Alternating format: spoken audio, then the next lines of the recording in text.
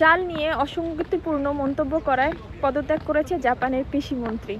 আর অন্যদিকে বাংলাদেশে হচ্ছে এক লোক মেয়রে বসার জন্য পুরো দেশকে অচল করে রেখেছে। এই হচ্ছে বাংলাদেশ এবং জাপানের মধ্যে পার্থক্য। উন্নতশীল দেশগুলোতে আপনার কথার মূল্য অনেক বেশি, আর আমাদের মতো দেশগুলোতে হচ্ছে সামান্য ব্যাপারগুলো নিয়ে, যেগুলো হচ্ছে যে বসার যোগ্য না তাকে বসানো নিয়ে পুরো দেশ কিন্তু আমরা অচল করে ফেলি। এটাই হলো সবচেয়ে বড় পার্থক্য। বাঙালি তোরা মানুষ হবি কবে?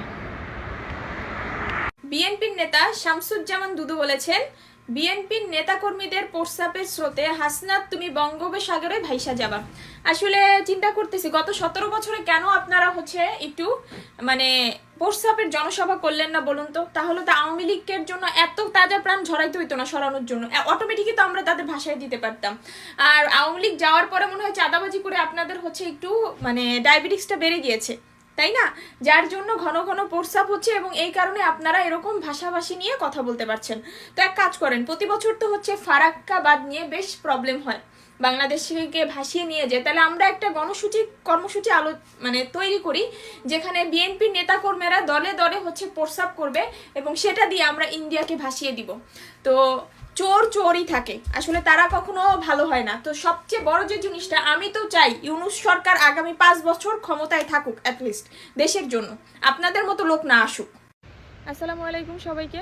ডক্টর ইউনূস এবং তার টিম নাকি পদত্যাগের কথা ভাবছে, এটা হচ্ছে একটি বিশেষ সংবাদপত্রের নিউজ।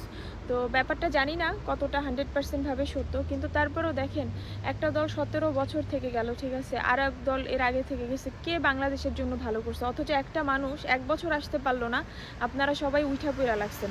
আমি তো চাই যে ডক্টর ইউনূস অন্তত দেশের কথা ভাবতেছে, অ্যাটলিস্ট তাকে 5টা বছর রাখা হোক। আপনারা কে কী ভাবছেন সবাই কিন্তু অবশ্যই কমেন্ট করতে ভুলবেন না। সবাই ভালো থাকবেন, সুস্থ থাকবেন। আর আসলে মনটা খারাপ, কারণ আমি চাই না ডক্টর ইউনূস আপাতত পদত্যাগ করুক। উচ্ছিষ্ট খাবার খুঁজে বেড়াচ্ছে গাজার শিশুরা। গাজায় প্রতি 5 জন বাসিন্দার মধ্যে 1 জন বাসিন্দা কিন্তু খাদ্য সংকটে ভুগছে। অথচ টিকটকে আমরা অনেকে আছে পানিশমেন্টের নাম করে খাবার জিনিসগুলো নষ্ট করি। তো এইগুলো থেকে আসলে আমরা কবে বের হয়ে আসতে পারবো? আমি অনেক সময় খাবারের পানিশমেন্টগুলো আমি করবো না বা করবো না দেখে অনেকেই আমাকে অনেক কথা বলেন, অনেক ভাব দেখায়, এটা করাই সেটা করে। ভাই, রিজিক নষ্ট করাটা অনেক সহজ, কারোর জন্য রিজিক হয়ে দাঁড়ানোটা অনেক বড় ডিফিকাল্ট। হ্যাঁ, আমার আম্মু সবসময় বলতেন, চাল বা ডাল ধোয়ার সময় যদি একটা ডাল উপরে যেত, আম্মারে দেখতাম উঠে আবার পাতিলে রাখতো। সে বলতো একটা ডাল নষ্ট হলে বা একটা চাল নষ্ট হলে নাকি দুনিয়া থেকে 7 জন মানুষের রিজিক কমা যায়।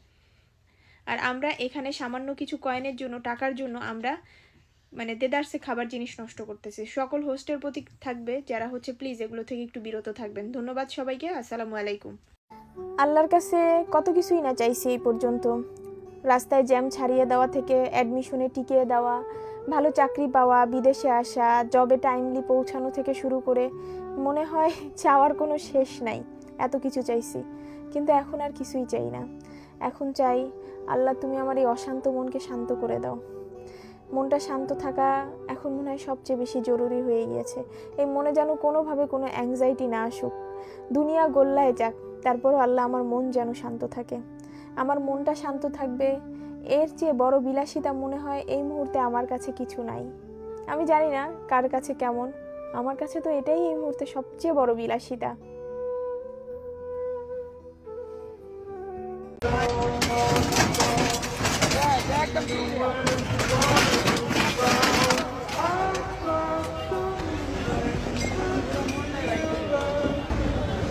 ভাই দিল ভাই ভাই আমি কেমনে চলুন আজকে বলা ভাই কেমনে চলুন ভাই ও ভাই আমি কেমনে চলুন কোন ভাই ও ভাই আমি কেমনে চলবো কোন ভাই এটা কি স্বাধীন বাংলাদেশ?